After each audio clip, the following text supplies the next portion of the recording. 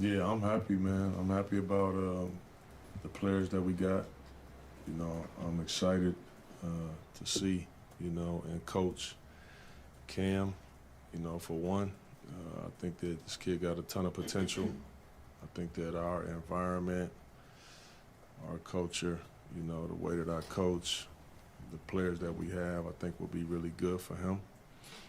But I've followed him for a long time, I really have. And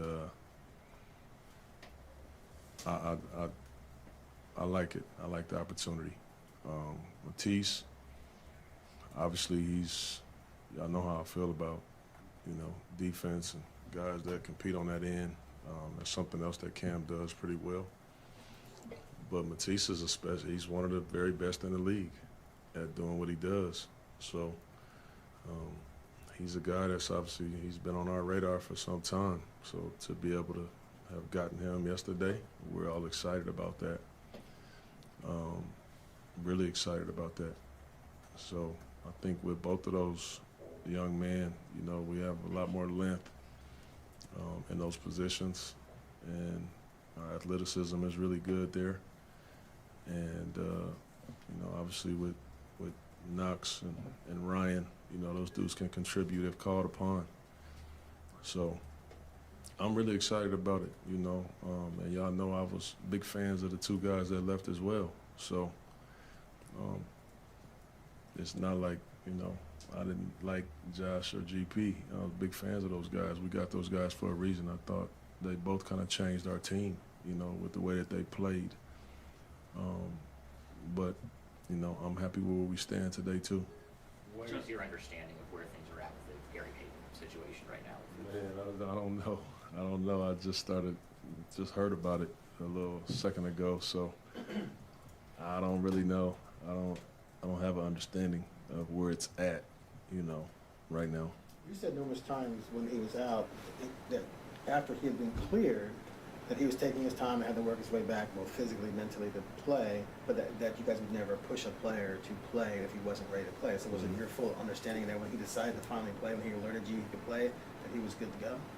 Yeah, 100%. 100%. I mean, I would never do that. I know how that feels. I would never push, or we, not just myself, like we would never push a guy to play, whether it's medical or whether a guy just don't feel like he can play that night. Say he got a headache, or say he's just got a lot of stress at home, or say he had a death in the family. I'll never push somebody to play because I would always be scared of me doing that and then something actually happening, So that's how I always approach that. So you've also said that the medical staff, but you're not a doctor, the medical staff tells you who can play and who can't play. And if a player felt like they weren't ready to play and the medical staff were pushing him to play, do you feel like you have a close enough relationship with someone like Gary that he would be able to say to you, I'm not ready to go, and that you would override any decision to push him out there? Yeah. What, is that a question? Yeah. Would you feel like you were close enough to Payton to where Payton could come to you and say, I'm not ready to play, I feel like I'm being pushed, if that were the case? Yeah, I think I'm close enough with all of my guys, and they trust me enough, to come to me, whether they feel good about playing or not, and understand and know that I'm gonna let them be who they are. I'm gonna let them. Tonight ain't your night. Tonight's it's just not your night. So that's never really been an issue for anybody around here. Chauncey, Cam hasn't played in a minute. What's your approach with him, and how big of a role do you give him? I'm starting them. Are you? Yes, I'm starting them Tonight. Is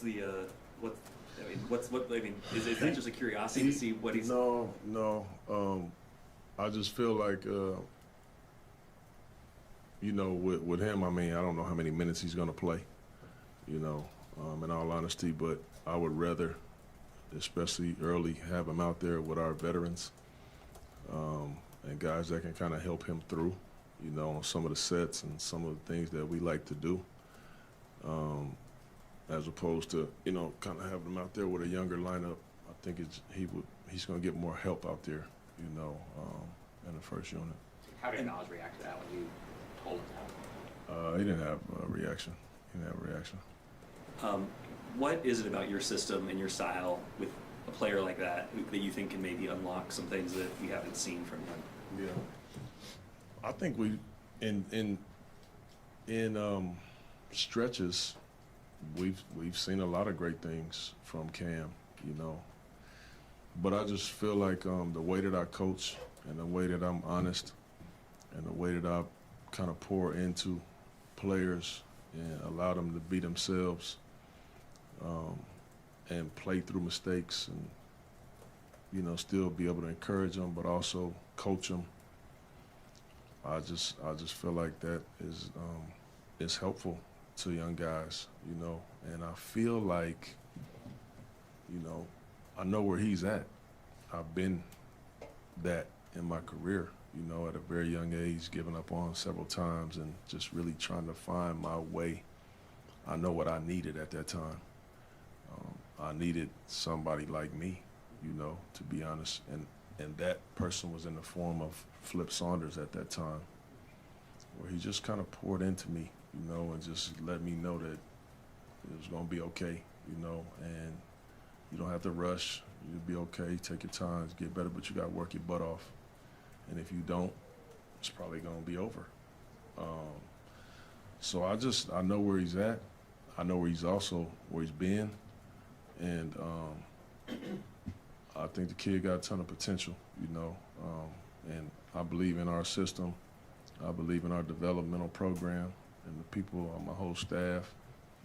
And we'll just see. We'll just see. Damien said the other night that when he's watched Cam a lot, he's always liked him, and that he sees a really good defender when Cam is engaged and wants to defend. Do you see a kid that sometimes has a lot of lapses, and do you think you can get him to not have those defensive lapses? No, I don't know that I can get him to not have some lapses, but I do believe, you know, that we'll be able to get the best out of him. And I've seen him be like potential lockdown defender, you know, with the way that he moves and gets over screens and his length, and he can competes, he contests everything. So, you know, the tools are there. He's a gifted athlete. Those things are there. So we'll just see. And I don't want to put a lot of pressure on him. You know, we're not getting him to save our season and think we're gonna run to the #1 seed in the West in 3 weeks because of Cam Reddish. Like, I don't want that's not fair to him. But I do think that he can contribute, you know, and start to find some consistency. Hopefully, now, whether that's him starting, coming off the bench, I don't know. You know, this is me starting him tonight is not saying that he's going to be our starter, you know. Matisse is not playing. That's a decision that you got to make. Nas is there. You know what I'm saying? So tonight this is what it is, and we'll see how it goes. It's such a reversal from the situation he's been in, and I'm just, how did he react when you kind of extended that level of trust to him kind of from the jump? He was very appreciative.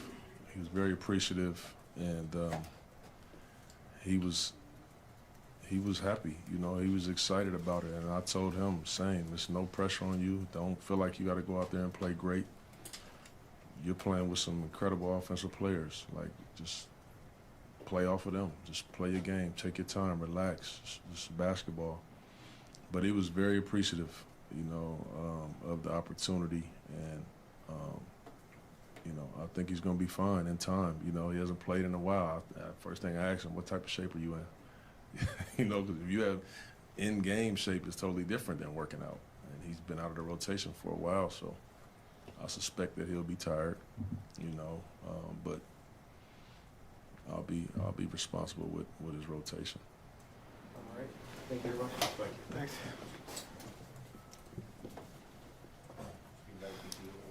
Thanks.